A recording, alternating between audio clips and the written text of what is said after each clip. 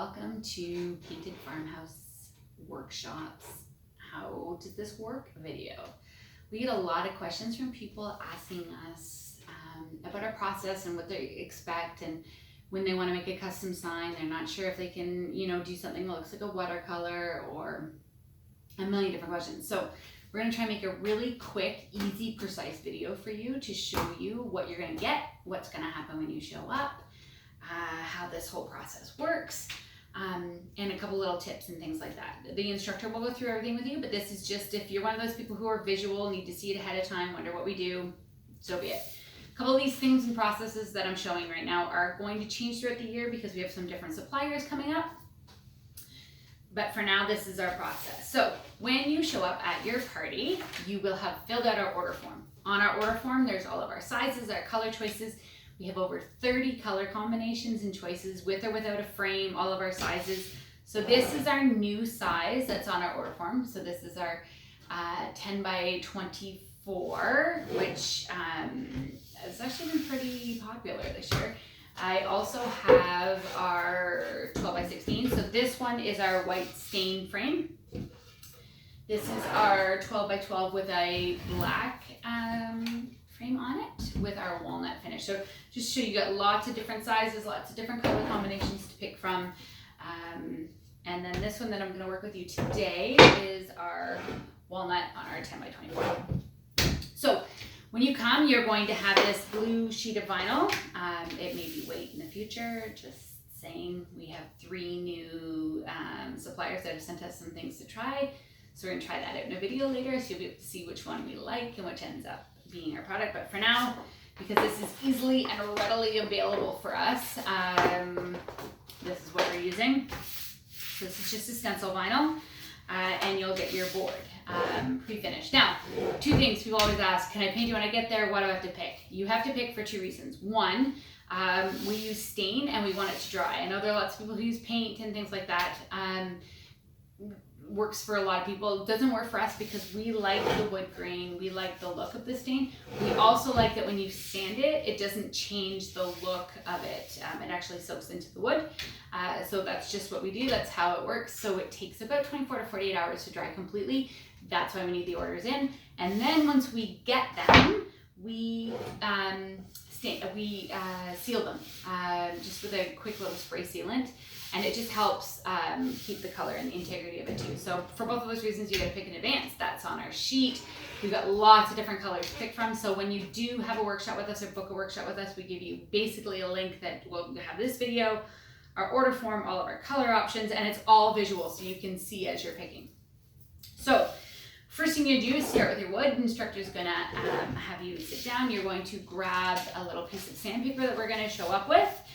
And you're going to just give it a light sand. So that varnish or that protectant or whatever, we call it sealant, that we put on there, which is basically just a weather sealant, can be a little bit gritty. So what we'll normally suggest is just give it a nice light sand, or heavy. If you decide you want more of the grain showing, if you have a dark black stain and you want that wood grain showing through, give it a good heavy sand.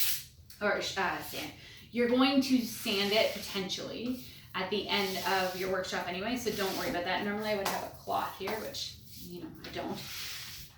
So that's that, okay? And then you're going to kind of finish that off. You'll have a cloth, you'll wipe it off. It'll have a nice smooth texture. We use a very fine grit sandpaper. And then you'll come to your stencil. Now I'm hoping this is gonna work because I want you to see how difficult it is to see what our stencil says when it shows up like this. It's our biggest issue. A lot of people have problems with it and can't see it. So we have a trick to that. Your instructor, if hopefully, will have a little piece of chalk. And what that piece of chalk does is if you just kind of run it over your stencil, and just, you don't have to trace the whole thing, but you just get the idea to how to do this quickly while I'm trying to show you. This is a laundry sign that I have for custom orders, so I'm multitasking. So this is just white chalk. If we use the white stencil vinyl that a couple of new companies I've never even heard of before just sent us, they're white, so we'll use a different color. But anyway, you'll see now that you'll be able to see a lot better. And this is gonna help. Now, this is where we're gonna kind of draw attention to it. There are a lot of companies that do the workshops. Everybody does something different. All power to everybody. I think everybody should do what works best for them. In a trial and error process, we have learned that this works a lot better for us. We are not going to weed out our stencil first. We're going to put the stencil down first. Now, if you have one of our signs with a frame on it, you're going to notice that it's a little bit harder to put it down. People get worried that you can't. It's not a problem. You're just going to cut it to size. There's a grid on the back of it. It will come and it'll fit on the inside of your board with the frame. This one doesn't have a frame on it. And so what we're going to do is just cut down the extra on the top. There's a grid on the back. You'll just follow the grid on the back. Try and keep it as straight as you can. You're going to see why in a second. It helps you align it when you go to put it down. So you're just going to give this a nice quick cut down the line there. The more accurate you are, the straighter when you're trying to straighten it out. I am unfortunately one of those people who like to eyeball it no matter what. So that's it. So now you can see that my sign is going to fit. If you want, and if you're worried about it, you can absolutely cut the extra off while you're doing it like this, and it'll help you kind of see. You just put a little crease in it there to see where you want it to line up with your board. And then you're cut and all ready to go. Okay, you'll have scissors at your table. Now this is another thing that's going to change, but for the time being, we are using contact paper as our transfer paper. You don't need to cover the whole thing. Everybody always panics because there's a spot that's open, or you're gonna see this piece is not actually gonna cover my whole sign. You don't need it to. It's just a stabilizer, so when you take this off, all your little pieces stay intact. There's a garbage can there, I'm not just throwing it on the ground. When you get this, everybody panics and they're all worried that it's straight, and typically we would get you to detackify. I know it's not a word, I use it. Anyway, it's just too sticky. People fuss with it. You can learn how to do that at our workshop, so don't worry about that. Just for the sake of showing you, I'm gonna just show you that this is not covering my whole sign. I'm not the least bit worried about it, okay? It's just a stabilizer. So then you're gonna flip it over with your stencil. You're just gonna grab the corner, and you're gonna see how beautifully the back of this is gonna come off like nothing. Nothing's left behind, as I said that there is. So just roll it back. Actually, we don't even need those pieces, so we could take them out with us, but just stick it back onto your contact paper. Sometimes the little ones like that can be a little bit fussy. And then it's off. If you weed it first, so if you are one of those people who weed it first, that step is a little bit trickier because you're going to take out all of your stencil pieces before you put it on your board.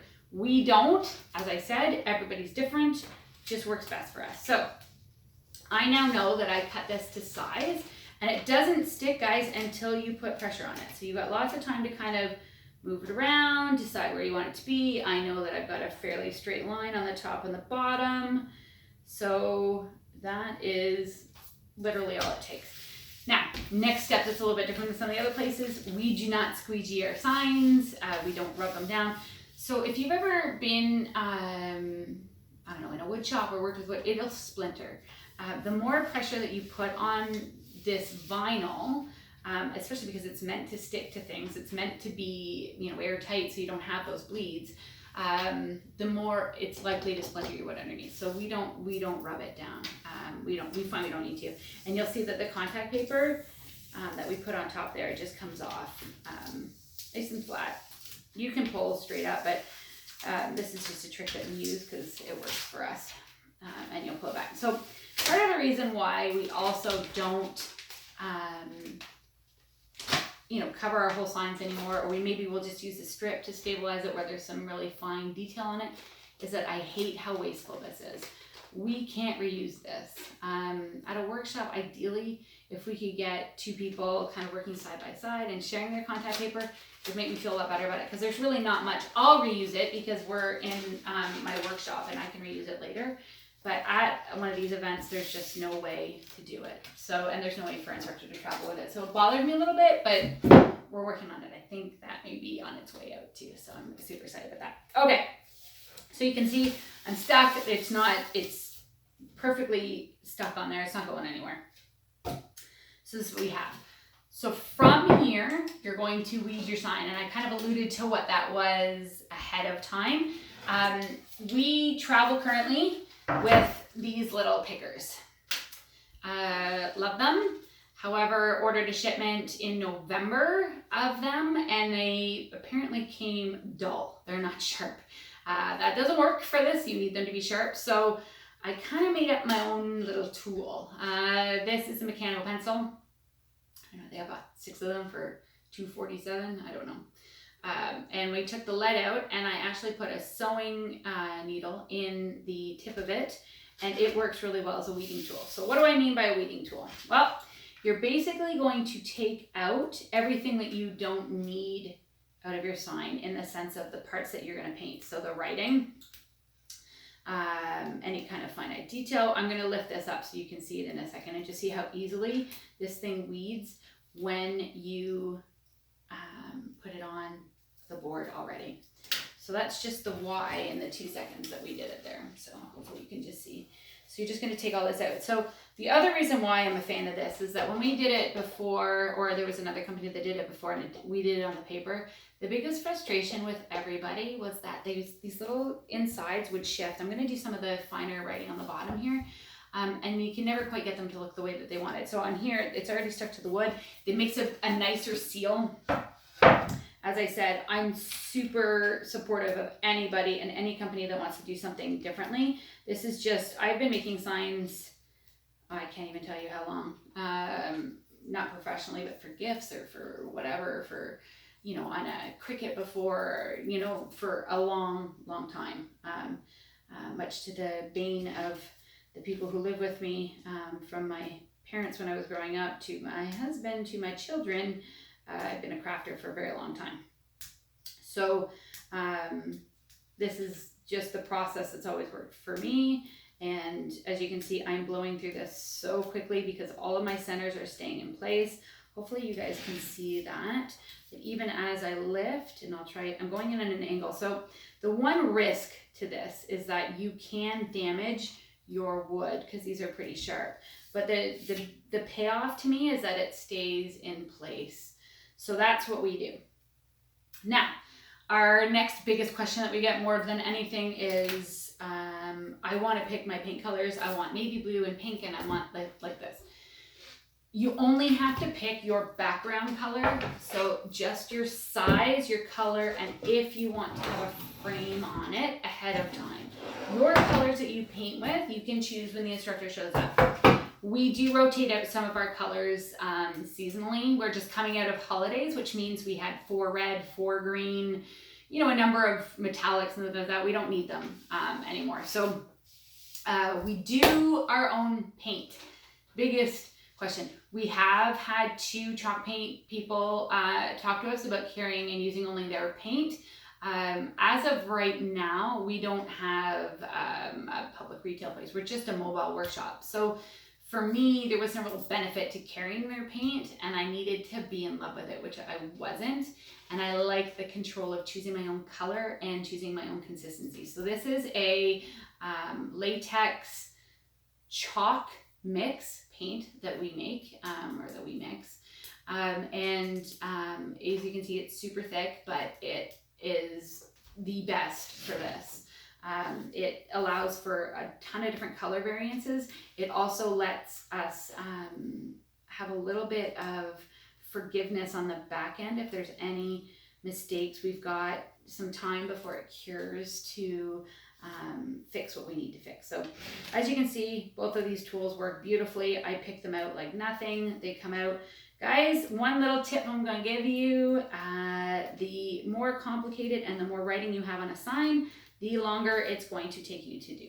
So I'm going to finish weeding this later, but I am going to paint a little bit of it to start so that you can see how easy your painting process is. So when you get to your workshop, one thing I hope you hear a whole bunch from your instructor is going to be less is more. You do not want to have an excess amount of paint ever on your brush, on your project. That, if you've seen any of the videos, or if you've tried to do them, or you've seen any, actually, I was at HomeSense just before Christmas. I was looking at some of the signs, and some of them are sloppy. Like some of them are misprinted or not aligned, or anyway. So to avoid all those things, it's actually your paint that's going to prevent or allow for really crisp, clean lines, which I will show you here. So just kind of weeded. You can see how quickly it goes. It doesn't take long. Nothing shifted, nothing moved. It's all in place. Beautiful. So you're going to get one of our little foam brushes.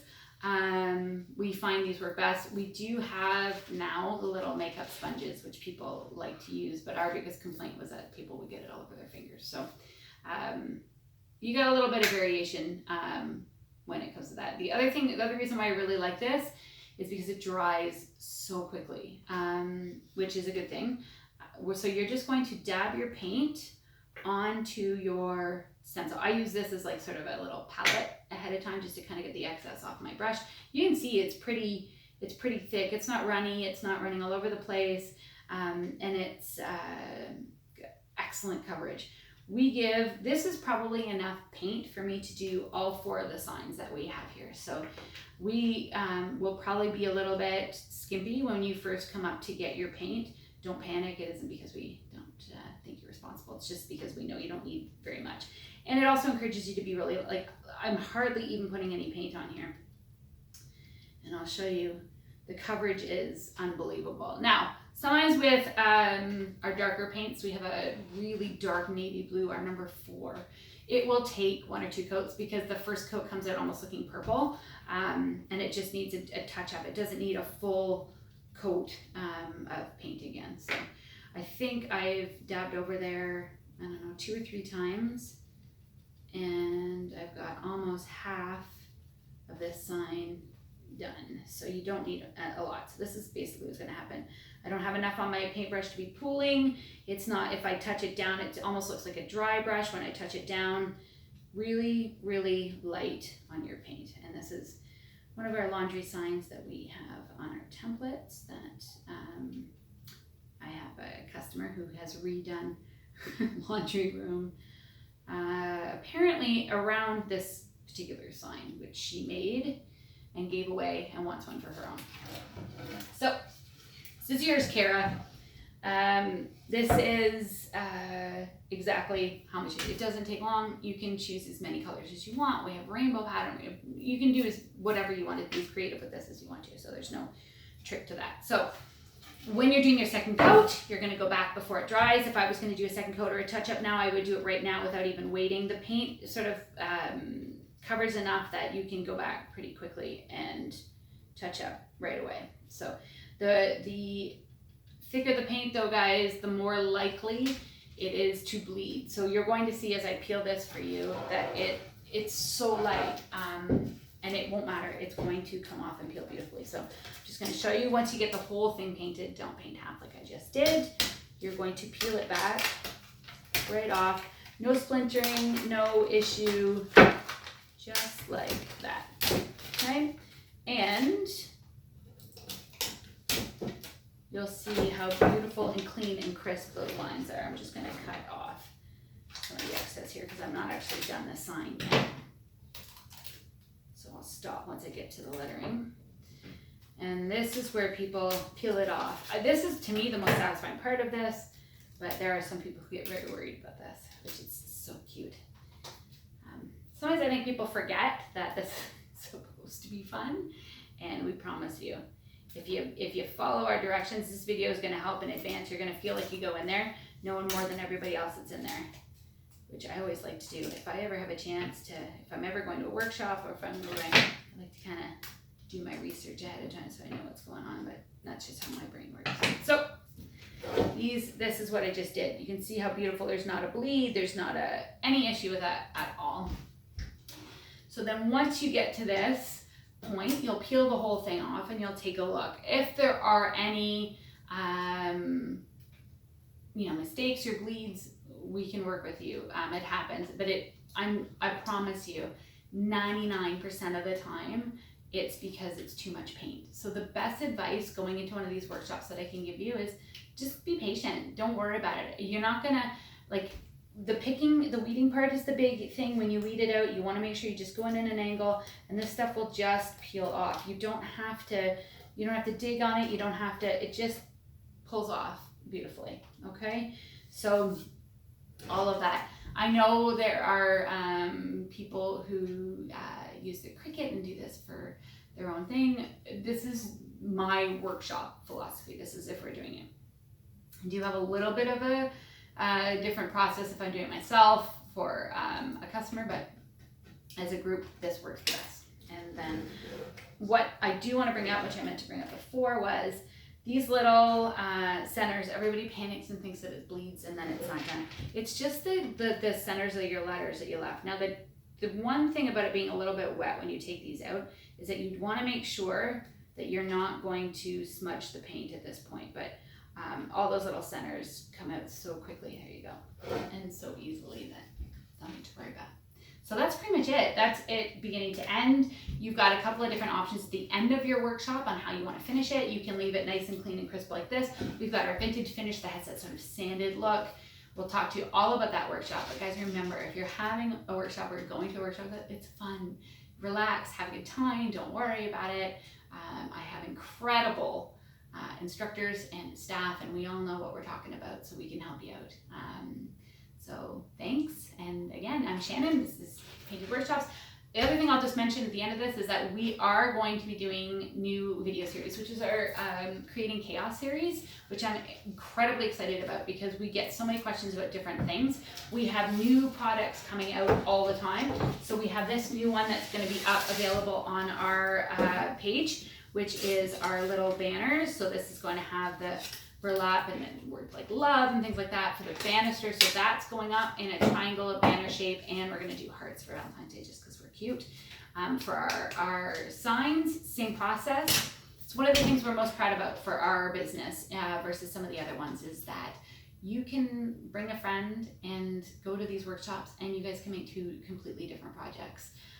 Nobody has to make the same thing. You can have your friends over, they get to pick their budget, they get to pick their price. You're not obligated to make them spend $120 on a project when they only want to budget $40. So we're really excited to show you our banners and some of our other new projects that are coming that you can make at the workshops. As usual, we always have our signs and our tabletops and our toilet paper holders and so much fun things. So thanks for watching, and we will see you in the next video. Hopefully we'll see you at a workshop. Thanks very much.